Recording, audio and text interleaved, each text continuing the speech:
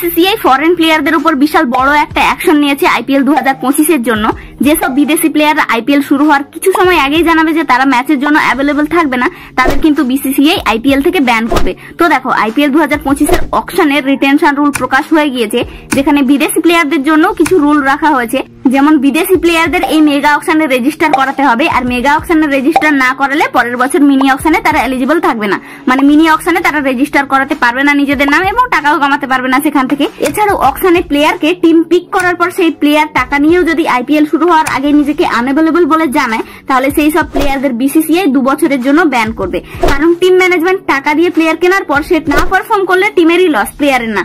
তো টিম ওনারের যাতে লস না হয় সেটা দেখার জন্য বিসিসিআই কে রিকোয়েস্ট করেছিল টিম ম্যানেজমেন্ট, যে কারণে বিদেশি প্লেয়ারদের উপরও একটা রুল চালু করেছে বিসিসিআই এবছর 2025-এ, যেখানে বিদেশি প্লেয়ারদের টাকা দিয়ে আইপিএল অকশনে পিক করার পর তারা পারফর্ম না করলে তাদের 2 বছরের জন্য ব্যান করবে বিসিসিআই।